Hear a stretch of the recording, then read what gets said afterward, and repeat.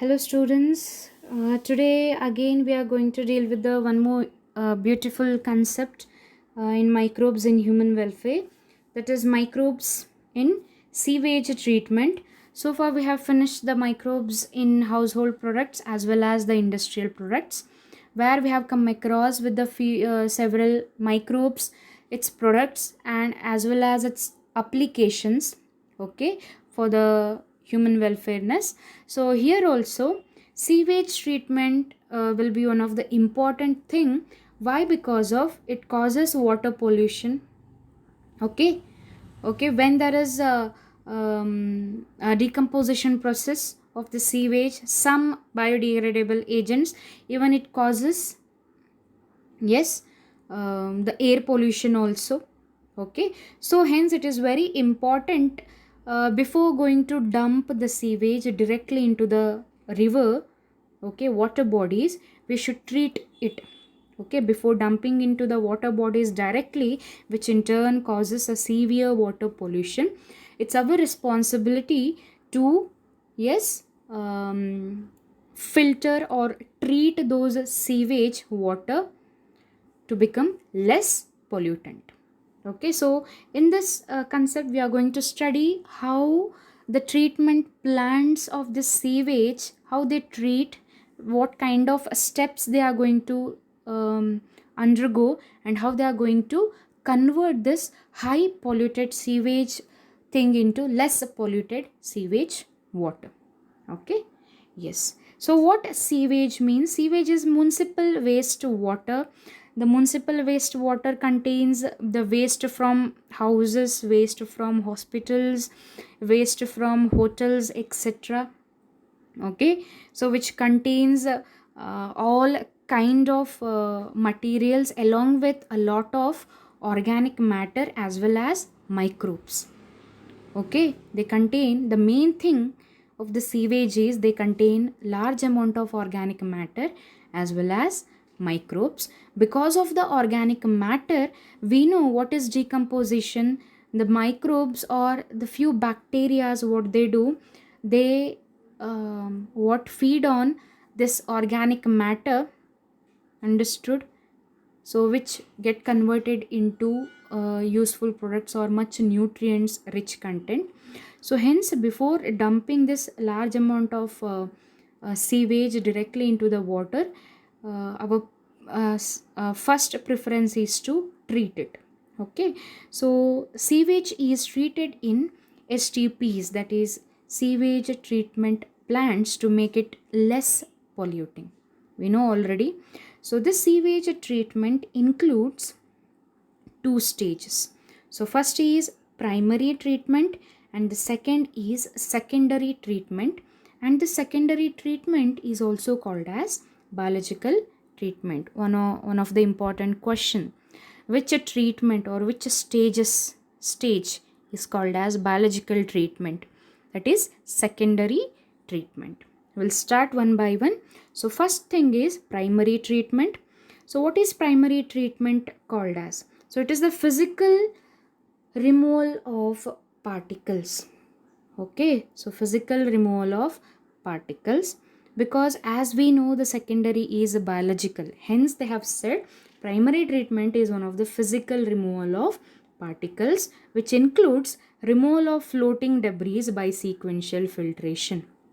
So in this diagram you can see here where they have kept the mesh or filters where the floating debris will be filtered.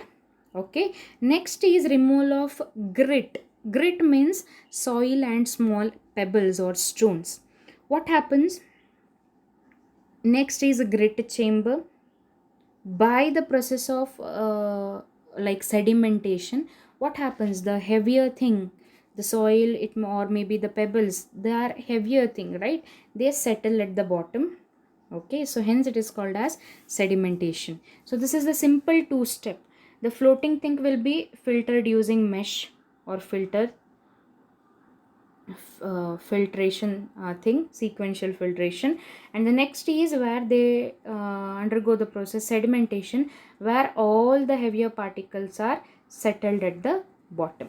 Okay, ಈ settle ಆಗಿರುವಂಥ ಒಂದು ಸ್ಲಡ್ಜ್ಗೆ ಅಥವಾ sediment ಆಗಿರುವಂಥ ಒಂದು ಪೋರ್ಷನ್ಗೆ ನಾವೇನಂತ ಕರಿತೀವಿ, primary sludge ಅಂತ ಅಂತೀವಿ. Because it is solid content which is deposited at the bottom of the tank and ಮೇಲೆ ಸೂಪರ್ಫಿಷಿಯಲಿ ಲಿಕ್ವಿಡ್ ಇರುತ್ತೆ.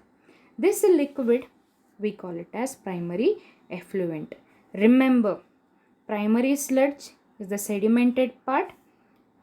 Primary effluent is the above floating liquid portion. Now what happens? The primary effluent will be taken up for the secondary treatment, that is biological treatment. ಈ grit ಏನಿದೆ ಇದನ್ನೆಲ್ಲ remove ಮಾಡ್ತಾರೆ. Okay, ಏನು effluent ಇದೆಯಲ್ಲ, this will go to the next, that is biological treatment step. Okay, so this is biological treatment or secondary treatment. So what they do, the primary effluent, they pass the primary effluent to the aeration tank. This is one of the aeration tank. Nodri illi the fans is moving, idu move ಆಗ್ತಾ ಇದೆ. Move ಆಗ್ತಾ ಇರಬೇಕಾದ್ರೆ aeration ಅಂದರೆ they supply oxygen. Okay, ಆ ವಾಟರಲ್ಲಿ ಏನು ಮಾಡ್ತಾರೆ, ಆಕ್ಸಿಜನನ್ನು supply ಮಾಡ್ತಾರೆ large ಅಮೌಂಟಲ್ಲಿ.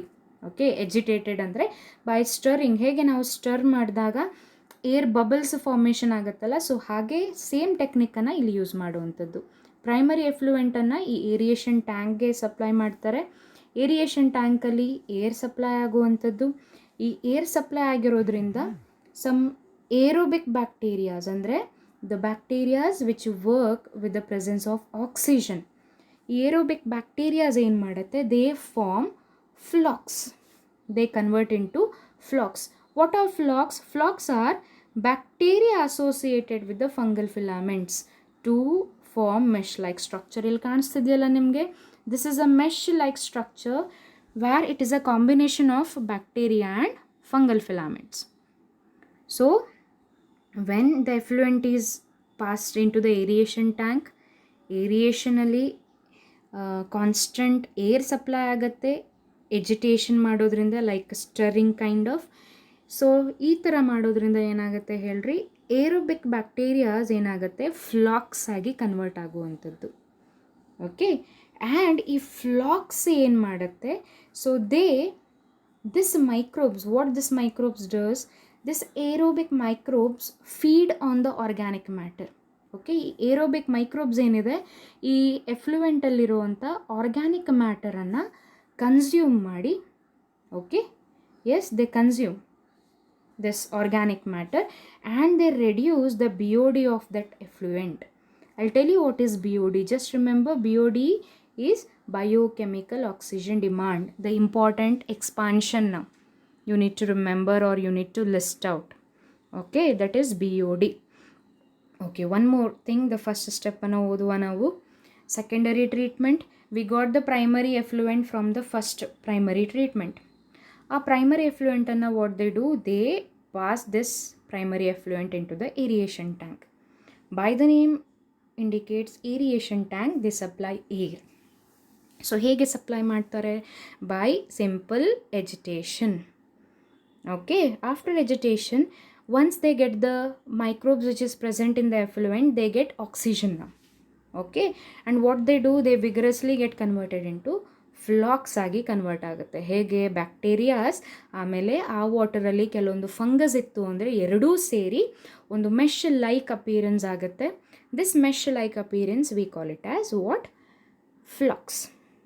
Okay, ಇನ್ನೊಂದು ವಿಧದಲ್ಲಿ ಇನ್ನೊಂದು ಕಡೆ ಏನಾಗ್ತಿರುತ್ತೆ, ಇರೋವಂಥ ಏರೋಬಿಕ್ ಮೈಕ್ರೋಬ್ಸ್ ಏನು ಮಾಡುತ್ತೆ, ದೇ ಕನ್ಸ್ಯೂಮ್ ಒಂದು organic matter.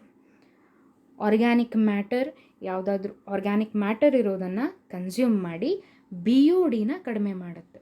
Okay, what they do, they lesson the BOD here. So what is a BOD now? Okay, we are going to understand what is BOD. What is BOD? Amount of oxygen consumed by the bacteria to oxidize all the organic matter in 1 liter of water. Okay, ಇವಾಗ ಒಂದು water content effluent ಇದೆ ಅಂತ ತಿಳ್ಕೊಳ್ರಿ. Primary ಎಫ್ಲುಯೆಂಟಲ್ಲಿರೋ ಎಲ್ಲ organic ಮ್ಯಾಟರನ್ನು consume ಮಾಡೋದಕ್ಕೆ ಕೆಲವೊಂದು amount of oxygen ಬೇಕಾಗಿರುತ್ತೆ ಬ್ಯಾಕ್ಟೀರಿಯಾಸ್ಗೆ.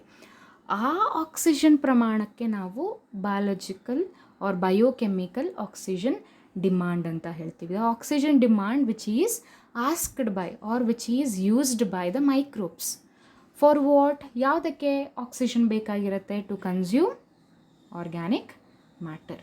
This oxygen demand we call it as biochemical oxygen demand. To consume the biochemicals, that is organic matters, they need some amount of oxygen. That oxygen demand we call it as BOD. Okay, so ಇನ್ನೊಂದು ರೀತಿಯಲ್ಲಿ ನಾವು ಹೇಗೆ ಹೇಳ್ಬೋದು ಅಂದರೆ BOD ಏನನ್ನು measure ಮಾಡುತ್ತೆ? S, organic ಮ್ಯಾಟರನ್ನು measure ಮಾಡುತ್ತೆ. ಎಷ್ಟು ಆರ್ಗ್ಯಾನಿಕ್ ಮ್ಯಾಟರ್ ಇರುತ್ತೆ ಅಷ್ಟು ಆಕ್ಸಿಜನ್ ಬೇಕಾ? ಸೊ ಆ ಆಕ್ಸಿಜನನ್ನು ಏನಂತೀವಿ? ಆಕ್ಸಿಜನ್ ಡಿಮಾಂಡ್ನ ಏನಂತೀವಿ? BOD ಅಂತೀವಿ. ಸೊ ಹಾಗಾಗಿ BOD ಅಂದರೆ ಏನಾಯಿತು ಅದರ ಅರ್ಥ? It will give what? The measure of how much organic matter is present within that water. ಇನ್ನೊಂದು, ಎಷ್ಟು ಆರ್ಗ್ಯಾನಿಕ್ ಮ್ಯಾಟರ್ ಇರುತ್ತೆ ವಾಟರಲ್ಲಿ ಅಷ್ಟು ವಾಟರ್ ಪೊಲ್ಯೂಟೆಡ್ ಅಂತ ಅರ್ಥ. ಸೊ ಹಾಗಾಗಿ in another way, if the water content gives the reading high BOD. Okay, ಇವಾಗ ಒಂದು ಹೇಗೆ ನಮ್ಮ ಥರ್ಮೋಮೀಟರ್ಸ್ ಇರುತ್ತೆ, ಟೆಂಪರೇಚರ್ನ ಮೆಷರ್ ಮಾಡೋದಕ್ಕೆ ಒಂದು ಡಿವೈಸ್ ಇರುತ್ತೆ, ಹೌದಾ? ಹಾಗೆ BODನ ಮೆಷರ್ ಮಾಡೋದಕ್ಕೂ ಒಂದು ಡಿವೈಸ್ ಇರುತ್ತೆ. ಆ ಡಿವೈಸ್ನ ನೀವು ಯಾವುದೇ ಒಂದು ವಾಟರಲ್ಲಿ ಡಿಪ್ ಮಾಡಿದರೆ ಸೊ ನಿಮಗೆ BOD ಮೆಷರ್ನ ಕೊಡುತ್ತೆ ಅದು. ಇವಾಗ ನೀವು ಯಾವುದೇ ಒಂದು ವಾಟರಲ್ಲಿ ಓಕೆ ಇದು ಎಷ್ಟು ಪೊಲ್ಯೂಟೆಡ್ ಇದೆ ಅಂತ ನೋಡೋದಕ್ಕೆ ನೀವು ಮೆಷರ್ ಮಾಡಿದ್ರೆ the pollution indicates higher the pollution, higher the BOD. Means if the water is polluted means ಆ ವಾಟರಲ್ಲಿ BOD ಜಾಸ್ತಿ ಇತ್ತು ಅಂದರೆ ಅದರ ಅರ್ಥ ವಾಟರ್ ಏನಿದೆ ತುಂಬ ಪೊಲ್ಯೂಟೆಡ್ ಆಗಿರುವಂಥದ್ದು. If the BOD is less, water is also less polluted. Why? Because BOD measures the amount of organic matter. If there is high organic matter, high pollution. Low organic matter, lower the pollution. So like this, all these are interrelated. I guess you have understood. So the greater the BOD, more is its polluting potential. Understood why BOD gives the measure of high pollution? Because of BOD can measure the organic matter in the water, and we know how much organic matter, that much oxygen is needed for the consumption of those organic matter for the bacteria, and this demand of oxygen we call it as BOD, biochemical oxygen demand. Okay, I hope you get understood. Next step after the aeration tank, ಇವಾಗ flocs formation ಆಗಿದೆ, ಹೌದಾ? Next ಸ್ಟೆಪ್ಪಲ್ಲಿ ಏನು ಮಾಡ್ತಾರೆ ಅಂದರೆ this effluent which consist of flocs, ಈ flocs ಇರೋವಂಥ ಒಂದು ಮಿಕ್ಸರನ್ನು ಒಂದು ಸೆಟಲಿಂಗ್ ಟ್ಯಾಂಕಿಗೆ ಅದನ್ನು ಕನ್ವರ್ಟ್ ಮಾಡ್ತಾರೆ. ಸೆಟಲಿಂಗ್ ಟ್ಯಾಂಕ್ ಅಂದರೆ something should be get settled. Here what is to be get settled? Flocs. Okay, produce ಆಗಿರುವಂಥ ಫ್ಲಾಕ್ಸನ್ನು ಏನು ಮಾಡ್ತಾರೆ? ಸೆಟಲ್ ಮಾಡೋದಕ್ಕೆ ಅದನ್ನು ಸೆಟ್ಲಿಂಗ್ ಟ್ಯಾಂಕಿಗೆ ಕಳಿಸ್ತಾರೆ. Okay, so what is happening now? This settling tank, what they do? This effluent they are going to pass to the settling tank. Okay, so where the flocks are sedimented or settled. Settling ಟ್ಯಾಂಕಲ್ಲಿ ಹಾಕಿದಾಗ ಈ flax ಏನಾಗುತ್ತೆ ಎಲ್ಲನೂ settling ಟ್ಯಾಂಕಲ್ಲಿ ಕೆಳಗಡೆ sediment ಆಗುವಂಥದ್ದು. Okay, ಈ ಒಂದು ಸೆಡಿಮೆಂಟನ್ನು ಇವಾಗ ಏನಂತ ಕರೀತಾರೆ? Activated sludge. Remember, primary sludge ಅಂತ ಓದಿದ್ದೀವಿ. ಓಕೆ, ಆ ಪ್ರೈಮರಿ ಸ್ಲಡ್ಜಲ್ಲಿ ಏನೇನಿತ್ತು ಹೇಳ್ರಿ? Grit, that is solid mud, soil or pebbles ಪಾರ್ಟಿಕಲ್ಸ್ಗೆ ನಾವು ಪ್ರೈಮರಿ ಸ್ಲಡ್ಜ್ ಅಂತ ಅಂದ್ವಿ. But here why it is called as activated sludge? Why? Because of they contain microbes, living organisms like bacterias and fungus. ಹೌದಾ? Flocs ಅಂದರೆ ಏನು ಹೇಳ್ರಿ? Bacterias with the fungal filaments we call it as flocs. And here from the aeration tank they pass those effluent with to the settling tank where it is settled. The sedimented portion we call it as activated sludge. ಇವಾಗ next ಟ್ರೀಟ್ಮೆಂಟ್ಗೂ ಮುಂಚೆ ಅದನ್ನು ಏನು ಮಾಡ್ತಾರೆ? ಕೆಲವೊಂದು some amount of ಈ activated ಸ್ಲಡ್ಜ್ನ ಅವರು they pass it back to the aeration tank as a inoculum. They use that small part of activated sludge into inoculum. So inoculum ಅಂದರೆ ನಾನು ನಿಮ್ಗೆ ಎಕ್ಸ್ಪ್ಲೇನ್ ಮಾಡ್ತೀನಿ. ಇವಾಗ ಒಂದು ಎಕ್ಸಾಂಪಲ್ ಕೊಡ್ತೀನಿ ನಾನು. In households what we do, once we prepare the curd, ಮಿಲ್ಕನ್ನು curd ಆಗಿ ಕನ್ವರ್ಟ್ ಆದಮೇಲೆ ನೆಕ್ಸ್ಟ್ ಬ್ಯಾಚ್ ಕರ್ಡನ್ನು ಪ್ರಿಪೇರ್ ಮಾಡಬೇಕಾದ್ರೆ ಮನೇಲಿ ಏನು ಮಾಡ್ತಾರೆ ಹೇಳ್ರಿ, ಸ್ಮಾಲ್ ಅಮೌಂಟ್ ಆಫ್ ಕರ್ಡನ್ನು ಹಾಗೆ ಇಟ್ಕೊಂಡಿರ್ತಾರೆ. ಫಸ್ಟ್ ಬ್ಯಾಚಿನ ಕರ್ಡನ್ನು ಹಾಗೆ ಇಟ್ಕೊಂಡು ಅದನ್ನು ಮಿಲ್ಕಲ್ಲಿ ಆ್ಯಡ್ ಮಾಡ್ತಾರೆ. ಯಾಕೆ ಹೇಳ್ರಿ, ಟು ಇನ್ಕ್ರೀಸ್, ಮತ್ತೆ ಹೊಸದಾಗಿ ಮಿಲ್ಕನ್ನು ಹಾಗೆ ಇಟ್ಟು ಕರ್ಡ್ ಮಾಡಬೇಕಾದ್ರೆ it will consume time, right? ಅದೇ ನಾವು ಕೆಲವೊಂದು ಅಮೌಂಟ್ ಆ ಕರ್ಡ್ ಮಾಡಿರೋವಂಥ ಕರ್ಡನ್ನು ನಾವು ಆ ಮಿಲ್ಕಲ್ಲಿ ಡೈರೆಕ್ಟಾಗಿ ಹಾಕಿಬಿಟ್ರೆ ಅಲ್ಲಿ ಬ್ಯಾಕ್ಟೀರಿಯಾ ಕಲ್ಚರ್ ಏನಾಗುತ್ತೆ, ಕ್ವಿಕ್ಕಾಗಿ ಆಗುವಂಥದ್ದು. ಕ್ವಿಕ್ಕಾಗಿ ಆ ಸೆಕೆಂಡ್ ಬ್ಯಾಚ್ ಮಿಲ್ಕ್ ಕರ್ಡಾಗಿ ಕನ್ವರ್ಟ್ ಆಗುತ್ತೆ. ಸೊ ಇಲ್ಲೂ ಕೂಡ ಏರಿಯೇಷನ್ ಟ್ಯಾಂಕಲ್ಲಿ ಏನಾಗಿತ್ತು, ಫ್ಲಾಕ್ಸ್ ಫಾರ್ಮ್ ಆಗಿತ್ತು. ಇವಾಗೆಲ್ಲ ಫ್ಲಾಕ್ಸ್ ಸೆಡಿಮೆಂಟ್ ಆಗಿ ಸಪ್ರೇಟ್ ಮಾಡಿಕೊಂಡಾಗ ನೆಕ್ಸ್ಟ್ ಬ್ಯಾಚ್ ಏನು ಬರುತ್ತೆ, ಈ ಪ್ರೈಮರಿ ಎಫ್ಲುಯೆಂಟ್ ನೆಕ್ಸ್ಟು ಒಂದು ಬ್ಯಾಚ್ ಬರುತ್ತಲ್ಲ ಏರಿಯೇಷನ್ ಟ್ಯಾಂಕಲ್ಲಿ, ಆವಾಗ ಏನಾಗುತ್ತೆ, ಈ ಒಂದು ಆ್ಯಕ್ಟಿವೇಟೆಡ್ ಸ್ಲಡ್ಜ್ ಸ್ಮಾಲ್ ಪೋರ್ಷನನ್ನು ನಾವು ಇನಾಕ್ಯುಲಮ್ ಥರ ಹಾಕಿದಾಗ it will be easy for the flax formation for the second batch. So hence some part of the activated sludge is pumped back into the aeration tank to serve as a inoculum. ಅರ್ಥ ಆಯ್ತಾ? Okay. So the next step, so ಉಳಿದಿರುವಂಥ sludge ಏನಿರುತ್ತೆ from the sedimented tank pumped back into the anaerobic sludge digester. So ಇವಾಗ ಏನಾಯಿತು, aeration ಟ್ಯಾಂಕಿಂದ ಸೆಡಿಮೆಂಟೆಡ್ ಸೆಟಲಿಂಗ್ tank ಆಯಿತು. Settling ಟ್ಯಾಂಕಲ್ಲಿ ನಮ್ಮ activated sludge settle ಆಗಿದೆ, ವಿಚ್ ಕಂಟೈನಿಂಗ್ ಫ್ಲಾಕ್ಸ್. ನಾವು ಆ ಫ್ಲಾಕ್ಸನ್ನು ಏನು ಮಾಡ್ತಾರೆ, ಸೆಡಿಮೆಂಟೆಡ್ ಪೋರ್ಷನನ್ನು ಆ್ಯಕ್ಟಿವೇಟೆಡ್ ಸ್ಲಡ್ಜನ್ನು they transfer into the anaerobic sludge digester, where some anaerobic bacteria what they do, they digest those bacteria and fungi composition. ಆ ಫ್ಲಾಕ್ಸ್ ಏನಿರುತ್ತೆ ಅದನ್ನು ಆ್ಯನ್ಏರೋಬಿಕ್ ಬ್ಯಾಕ್ಟೀರಿಯಾಸ್ಗಳು ಈ ಡೈಜೆಸ್ಟರಲ್ಲಿ ಡೈಜೆಸ್ಟ್ ಮಾಡುತ್ತೆ. ಈ ಡೈಜೆಸ್ಟರಲ್ಲಿ ಡೈಜೆಸ್ಟ್ ಮಾಡುವಂಥದ್ದು. ಒನ್ಸ್ ದೇ ಡೈಜೆಸ್ಟ್ ಮಾಡಬೇಕಾದ್ರೆ ಅವರು ಯಾವ ಒಂದು ಕೆಮಿಕಲ್ಸ್ನ ಅಥವಾ ಪ್ರಾಡಕ್ಟ್ಸ್ನ ಪ್ರೊಡ್ಯೂಸ್ ಮಾಡ್ತಾರೆ, yes, methane, H2S gas, carbon dioxide gas. Okay, this combination is nothing but biogas which is not at all harmful. ಇದು ಹಾರ್ಮ್ಫುಲ್ ಅಲ್ಲ. ಅರ್ಥ ಆಯ್ತಾ? So from the sedimented tank, settling tank, flocs ಏನು ಆ್ಯಕ್ಟಿವೇಟೆಡ್ ಸ್ಲಡ್ಜ್ ಸೆಟಲ್ ಆಗಿರುತ್ತೆ ಅದನ್ನು ಇನ್ನೊಂದು ಟ್ಯಾಂಕಲ್ಲಿ transfer ಮಾಡ್ತಾರೆ. ಅದನ್ನು ನಾವು ಸ್ಲಡ್ಜ್ ಡೈಜೆಸ್ಟರ್ ಅಂತ ಕರಿತೀವಿ, where they contain anaerobic bacterias. ಈ ಆ್ಯನ್ಏರೋಬಿಕ್ ಬ್ಯಾಕ್ಟೀರಿಯಾಸ್ಗಳಿಗೆ ಆಕ್ಸಿಜನ್ ಬೇಕು ಅಂತ ಇರಲ್ಲ, because they perform anaerobic respiration without oxygen. So without oxygen ಯಾವುದೇ ಬ್ಯಾಕ್ಟೀರಿಯಾಸ್ ವಿತೌಟ್ ಆಕ್ಸಿಜನ್ ರಿಯಾಕ್ಷನನ್ನು ಮಾಡಲಿ ಯಾವತ್ತೂ ಒಂದು ಮೀಥೇನ್ ಗ್ಯಾಸ್ ಇರುತ್ತೆ, ಇಲ್ಲ ಕಾರ್ಬನ್ ಡೈಆಕ್ಸೈಡ್ ಗ್ಯಾಸ್ ಅಥವಾ H2S ಗ್ಯಾಸನ್ನು ಪ್ರೊಡ್ಯೂಸ್ ಮಾಡುತ್ತೆ. ಈ ಕಾಂಬಿನೇಷನ್ಗೆ ನಾವು ಬಯೋಗ್ಯಾಸ್ ಅಂತ ಹೇಳ್ತೀವಿ. ಓಕೆ, ನೆಕ್ಸ್ಟ್ ಓಕೆ, ಉಳಿದಿರೋ ಮೇಲೆ ಸೆಟಲ್, ಕೆಳಗಡೆ ಅಂತೂ ಫ್ಲಾಕ್ಸ್ ಸೆಟಲ್ ಆಗಿತ್ತು, ಮೇಲೆ ಎಫ್ಲೂಯೆಂಟ್ ಲಿಕ್ವಿಡ್ ಕಂಟೆಂಟ್ ಇತ್ತಲ್ಲ. So those liquid content what they do, which is divide of organic matter.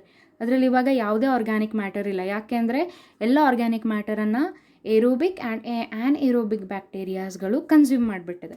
ಈ ಕನ್ಸ್ಯೂಮ್ ಆಗಿ ಏನೂ ಇಲ್ಲದೇ ಇರೋವಂಥ ಆರ್ಗ್ಯಾನಿಕ್ ಮ್ಯಾಟರ್ಸ್ ಇಲ್ಲದೆ ಇರೋವಂಥ ಒಂದು ಎಫ್ಲುಯೆಂಟ್ನ ಏನು ಮಾಡ್ತಾರೆ, now they are going to what they do, they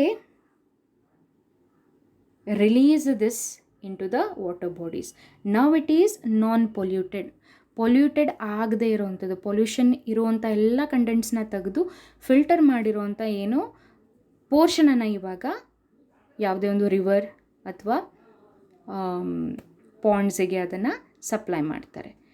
so next ಉಳಿದಿರೋವಂಥ biogas, ಏನು ಬಯೋಗ್ಯಾಸ್ ಪ್ರೊಡ್ಯೂಸ್ ಆಗಿರುತ್ತೆ, ಆ ಬಯೋಗ್ಯಾಸ್ನ ದಟ್ ಈಸ್ ಮೀಥೇನ್, ಅಲ್ಲೇ ಅದೇ ಒಂದು ಫ್ಯಾಕ್ಟ್ರಿಗಳಿಗೆ ಯೂಸ್ ಆಗುವಂಥ ಎಲೆಕ್ಟ್ರಿಸಿಟಿಗೆ ಯೂಸ್ ಮಾಡ್ಬೋದು, ಹೌದಾ?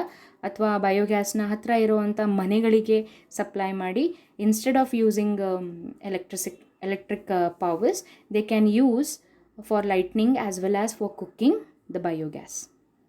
Understood? So this is what the sewage treatment. Okay, ಒಂದು ಗ್ಲಾನ್ಸಲ್ಲಿ ನಾವೆಲ್ಲ ಸ್ಟೆಪ್ಸ್ನ ನೋಡುವ. ಓಕೆ, ಸೊ ಫಸ್ಟ್ ಸ್ಟೆಪ್ ಏನು, primary treatment and secondary treatment ಅಂತ ಓದಿದ್ದೀವಿ. ಸೊ ಪ್ರೈಮರಿ ಟ್ರೀಟ್ಮೆಂಟಲ್ಲಿ ಏನಾಗುತ್ತೆ, all the physical particles are removed. Filtration ಇರ್ಬೋದು, ಸೆಡಿಮೆಂಟೇಷನ್ ಇರ್ಬೋದು. ಅಲ್ಲಿರುವಂಥ ಲಿಕ್ವಿಡ್ ಕಂಟೆಂಟ್ನ ನಾವೇನಂತ ಕರಿತೀವಿ, primary effluent. Now this primary effluent will be passed into the aeration tank. Constant agitation ಆಗುತ್ತೆ. ಎಜಿಟೇಷನ್ ಆಗಿದ್ದೆ ಫ್ಲಾಕ್ಸ್ ಫಾರ್ಮೇಷನ್ ಆಗುತ್ತೆ. ದಿಸ್ ಫ್ಲಾಕ್ಸ್ ಇದೇ ಒಂದು ಸ್ಟೆಪ್ಪಲ್ಲಿ ಅಲ್ಲಿರೋಂಥ aerobic bacterias they consume organic matter and they reduces BOD of it. BOD reduce ಆಯಿತು ಅಂದರೆ pollution less ಆಯಿತು, ಆ ವಾಟರಲ್ಲಿ ಆರ್ಗ್ಯಾನಿಕ್ ಮ್ಯಾಟರ್ ಕಡಿಮೆ ಆಯಿತು ಅಂತ ಅರ್ಥ. ಓಕೆ, ಇವಾಗ ಆ ಒಂದು ಮಿಕ್ಸರನ್ನು ಸೆಟಲಿಂಗ್ ಟ್ಯಾಂಕಲ್ಲಿ ಇಡ್ತಾರೆ. ಸೆಟಲಿಂಗ್ ಟ್ಯಾಂಕಲ್ಲಿ ಏನಾಗುತ್ತೆ, ಫ್ಲಾಕ್ಸ್ ಸೆಟಲ್ ಆಗುತ್ತೆ, ಹೌದಾ? ಅದನ್ನು ಆ್ಯಕ್ಟಿವೇಟೆಡ್ ಸ್ಲಡ್ಜ್ ಅಂತ ಕರಿತೀವಿ. ಕೆಲವೊಂದು ಅಮೌಂಟ್ ಆಫ್ ಆ್ಯಕ್ಟಿವೇಟೆಡ್ ಸ್ಲಡ್ಜನ್ನು ಮತ್ತೆ ಏರಿಯೇಷನ್ ಟ್ಯಾಂಕಿಗೆ ಪಂಪ್ ಮಾಡ್ತಾರೆ. ರೀಸನ್ ಏನು, ಇನಾಕ್ಯುಲಮ್ ಆಗಿ ಯೂಸ್ ಮಾಡೋದಕ್ಕೆ. ಆಮೇಲೆ ಇಲ್ಲಿ ಏನು ಎಫ್ಲೂಯೆಂಟ್ ಉಳ್ಕೊಳ್ಳುತ್ತೆ, ಸೆಟಲ್ ಆದಮೇಲೆ ಮೇಲೆ ಒಂದು ನೀರು ಉಳ್ಕೊಳ್ಳುತ್ತಲ್ಲ, ಅದನ್ನು ಎಫ್ಲೂಯೆಂಟ್ ಅಂತ ಕರಿತೀವಿ. Where there is no organic matter means which is less pollutant water, ಅದನ್ನು ನ್ಯಾಚುರಲ್ ವಾಟರ್ ಬಾಡೀಸಿಗೆ ಸಪ್ಲೈ ಮಾಡುವಂಥದ್ದು, ರಿವರ್ಸಿಗೆ ಸಪ್ಲೈ ಮಾಡುವಂಥದ್ದು. ಆಮೇಲೆ ಈ ಫ್ಲಾಕ್ಸ್ ಏನಿರುತ್ತೆ ಸೆಟಲ್ ಆಗಿರುವಂಥದ್ದು ಅದನ್ನು ಡೈಜೆಸ್ಟರಿಗೆ ಸೆಂಡ್ ಮಾಡ್ತಾರೆ. ಡೈಜೆಸ್ಟರಲ್ಲಿ ಆ್ಯನೇರೋಬಿಕ್ ಬ್ಯಾಕ್ಟೀರಿಯಾಸ್ ಅದನ್ನು ಡೈಜೆಸ್ಟ್ ಮಾಡಿ ಕೆಲವೊಂದು ಗ್ಯಾಸಸ್ಗಳನ್ನು ಪ್ರೊಡ್ಯೂಸ್ ಮಾಡುತ್ತೆ. ಯಾವುದು, methane, H2S and CO2 combination it is called as biogas which is less harmful. ವಾಟರ್ನ ಟ್ರೀಟ್ ಮಾಡಾಯಿತು, ಒಂದು ಯೂಸ್ಫುಲ್ ಪ್ರಾಡಕ್ಟ್ನ ಕೂಡ ಫಾರ್ಮೇಷನ್ ಮಾಡಾಯಿತು. So like this, if in every cities they build this what sewage treatment plants, STPsನ ಏನು build ಮಾಡಿದ್ರೆ, so ಏನಾಗುತ್ತೆ, it will be very useful. There is less pollution in that cities. Okay, it is ಗ್ಲಾನ್ಸಲ್ಲಿ ನೋಡಬೇಕಾದ್ರೆ this is what the factory are the treatment plant, sewage treatment plants. So ಇದರಲ್ಲೇ ಕೆಲವೊಂದು aeration tank ಇರುತ್ತೆ, ಕೆಲವೊಂದು settling tank ಇರುವಂಥದ್ದು, ಕೆಲವೊಂದು sludge digester ಇರುತ್ತೆ, ಬಯೋಗ್ಯಾಸ್ನ store ಮಾಡ್ಕೊಳ್ಳೋವಂಥ tank ಇರ್ಬೋದು. Okay, understood? So this is just glance of all this sewage treatment plant. Okay, this concept is very important, 5 marks question. Please read this, please go through the video several times. Okay, it is very easy and pocket marks question. So one more thing about the sewage, like government, they have initiated Ganga action and Yamuna action plan. So ಯಾಕೆ Ganga and Yamuna action ಪ್ಲ್ಯಾನನ್ನು ಅವರು from the what the government, like the Ministry of Environment and Forest, has initiated? Why? Because of the Ganges and Yamunas are highly polluted water bodies in India now. Okay, because of religious myths irbodu. Yes, you are religiously connected because this is the sacred place anta heltivi, but here you can see the situation of the sacred place. Okay, dumping the plastics of flowers, or sometimes in Ganges we know the dead bodies, the half burnt dead bodies, what they released into water only, right? So it will make the water highly polluted. Because of this Ganga and action plan, what they have done, they have like included some policies to save those Ganga and Yamuna water bodies from water pollution. Okay, thank you. So in the next class we are going to deal with the remaining uses of microbes. Thank you.